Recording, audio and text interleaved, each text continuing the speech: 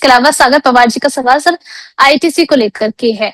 300 की buying price है, क्या राय रहेगी आपकी? एवरेज करेंगे इसमें? मुझे एवरेज करना है तो 260 के स्टॉप लॉस से एवरेज करना है।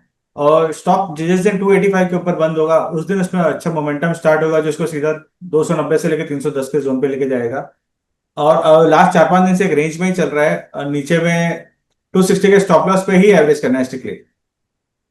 ठीक है। अच्छा, हमारे एक प्राइम दर्शक हैं, कह रहे हैं कि सर कोई ऐसा शेयर बताइए आप जो आने वाले 3 महीने के लिए कारगर हो। तो जी, दर्शक का सवाल अच्छा है, तो शायद उनके लिए जो जो जवाब चाहिए था शायद वो नीलकमल की। नीलकमल ही है, चलिए ठीक है। नीलकमल को लेकर के बातचीत हमने की थी पवन जी। तो आप थोड़े देर हमारे साथ बने रहेंगे तो इस वीडियो के, इस लाइव के बाद आप वीडियो को रिवाइंड करके देख लीजिएगा। वहां पर आपको नीलकमल का पूरा डिटेल जो डिस्कशन है वो मिल जाएगा। ठीक है। इसके अलावा यहाँ पर अंकित अरोरा, अंकित राव जी हैं, दिवांगरी शुगर को लेकर के जानना चाह रहे हैं। सर काफी ज्यादा लॉस में चल रहे हैं, क्या राय रहेगी सर? इसका स्ट्रक्चर कैसा लग रहा है आपको? उसी स्पेलिंग क्या है? DAVANGERE। ठीक है। दिवांगरी शुगर कंपनी लिमिटेड सर 2 रुपए पर आ चुकी है, 4 रुपए 11 पैसे पे इन्होंने खरीदी थी। और उसी जी ये स्टॉक कंटिन्यूस डाउन ट्रेंड में है, कोई रिवर्सल कुछ आ नहीं रहा है। अब इसमें मैं क्या एग्जिट करने बोलूं ये भी नहीं समझ में आ रहा है।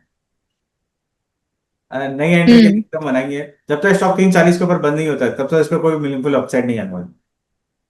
ठीक है। तो उर्वशी जी यहाँ आप एक चीज पर समझो, अभी लास्ट 2-3 दिन से सब शुगर शुगर शुगर चल रहा है, हम्म। फिर भी हम्म। स्टॉक में करंट नहीं आ रहा है। ठीक है। अच्छा चलिए ठीक है। तो यहाँ पर जितने दर्शक हमसे पूछ रहे हैं, देखिए सेकंड हाफ का इंतजार कीजिए, उसके बाद बुद्ध जी से आपको जो सवाल पूछने हैं वहां पर मैं उन सवालों को ले लूंगी। विजय जी पूछ रहे हैं सर वेदांता को इन्होंने वेदांता 290 की कॉल इन्होंने बाय की है एट 8 सितंबर एक्सपायरी है, होल्ड करें या फिर सेल करें? उर्वशी जी आज वेदांता में करंट भी आने लगा है। फिलहाल आप हम्म। 6 रुपीज का स्टॉप लॉस लगा लीजिए। और आपके जो टारगेट होंगे 10 से 12 रुपए के होंगे शॉर्ट टर्म में, और अगर जो 12 के ऊपर भी ट्रेड करने लगा तो फिर ये बड़ा ब्लास्ट कर सकता है, जहाँ 16 से 20 को भी टारगेट हो सकते हैं। तो रिस्क छोटा रहेगा आपका 6 रुपीज का, 2 रुपए ठीक का है। ऑलमोस्ट स्टॉप लॉस रहेगा आपके लिए। और ऊपर में हम्म। सेट बड़ा हो सकता है इस स्टॉक के लिए। ठीक है। अच्छा, गन्नू जी आए हैं नील कमल को लेकर के, तो आज से सवालों की भरमार है, लेकिन ठीक है। जिंदल स्टील देख लीजिए सर, 1255 के भाव की इनकी खरीद है। अभी 1177 चल रहा है, करीब करीब 1% की तेजी के साथ में। क्या ट्रेंड यहाँ से नजर आ रहा है? बढ़त तो नजर आ रही है आज के सेशन। उर्वशी बाइंग प्राइस क्या है, 1155 है 1255? 1255 की इनकी खरीद है, 1177 चल रहा है। काफी ऊपर में खरीदा हुआ है, फिर भी स्टॉक में धीरे धीरे करंट आने लगा है। 1120 के स्टॉप लॉस से बने रहे, और जब आपके प्राइस जाए तो एक बार के लिए एग्जिट कर सकते हैं। ठीक है। इसके अलावा सर एलटी फाइनेंस देख लीजिए, यहाँ पर इनकी बाइंग प्राइस के आजू बाजू ही चल रहा है। 322 पे इन्होंने माफ कीजिएगा, 321 पे खरीदा है, 322 पर चल रहा है। यहाँ पर क्या ट्रेंड आगे के लिए बन रहा है sir L N T finance में? तो जी एल एन टी फाइनेंस अच्छा लग रहा है। 310 के स्टॉप लॉस से बने रहे, और 326 के ऊपर स्टॉक ट्रेड करने लगेगा तो वापिस इसमें ब्रेकआउट होगा, जो इसको 335 से लेकर 355 के जोन पे लेके जाएगा। फिलहाल आप 310 के स्टॉप लॉस पे बने रहे ट्रेड। ठीक है। इसके अलावा सर नई खरीदारी करने के लिए मेटल, फार्मा या बैंकिंग, इन तीनों सेक्टर्स में से कौन सा शेयर आपको अच्छा लग रहा है? कोई एक स्टॉक? सिप्ला अच्छा लग रहा है, काफी टाइम से कंसोलिडेशन कर रहा है और वहां से नीचे भी ट्रेंड कर रहा है। तो यहाँ धीरे धीरे रिवर्सल की जोन पे दिखाई दे रहा है, तो सिप्ला अच्छा लग रहा है फार्मा से। फार्मा से सिप्ला अच्छा लग रहा है, ठीक है। इसके अलावा सर दो चार्ट्स जरा आप कंपेयर कर लीजिए, एक है स्टाइल बाजार का और दूसरा है पौंडी ऑक्साइड। इन दोनों में ही जानना चाह रही है पर्ल मखीजा जी कि क्या टारगेट बन रही है।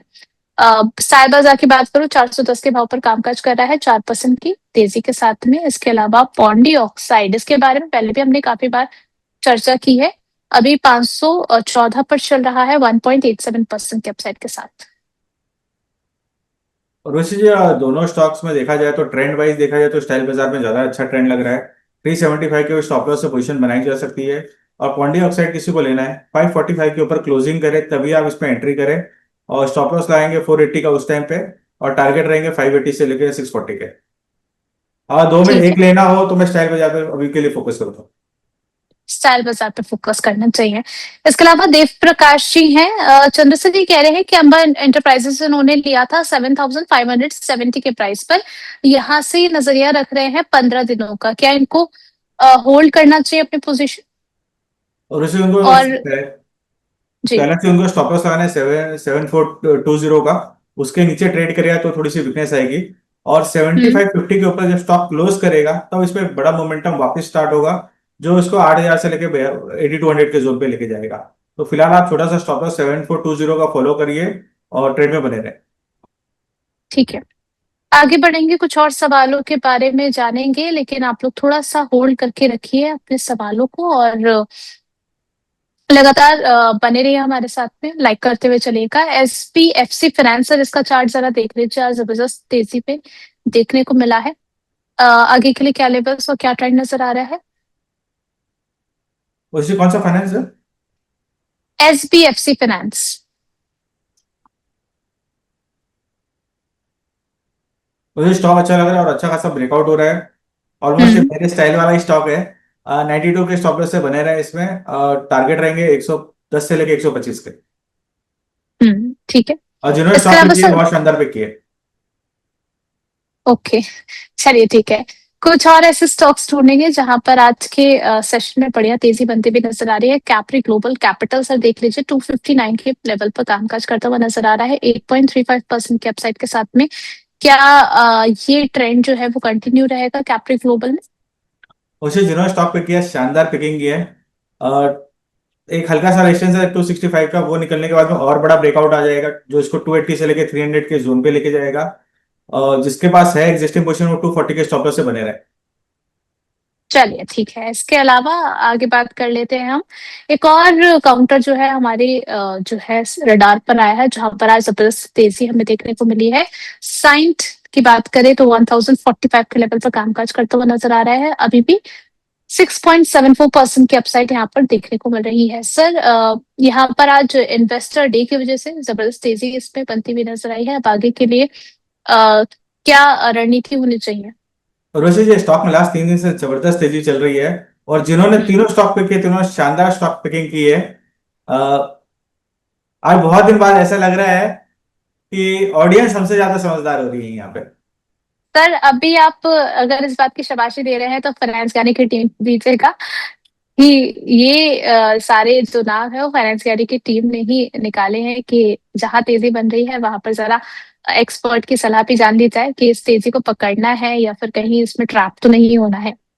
नहीं नहीं, तो रोशी जी फाइनेंस ज्ञानी को भी बहुत बहुत बधाई है, उन्होंने स्टॉक अच्छे पिक किए हुए हैं और इसमें शायद दर्शकों को भी कुछ मुनाफा मिल सकता है। साइंट में क्या है कि थोड़ी सी रनअप हो चुका है और 975 का एक सपोर्ट है जो ऑलमोस्ट हम्म। सपोर्ट से थोड़ा दूर है। स्टॉक रिट्रेस करता है 975 के पास आता है, वहां पे लॉन्ग इनिशिएट करेंगे। स्टॉप लॉस लाएंगे 950 का और टारगेट रहेंगे वापस 1050 से लेकर 1100 के।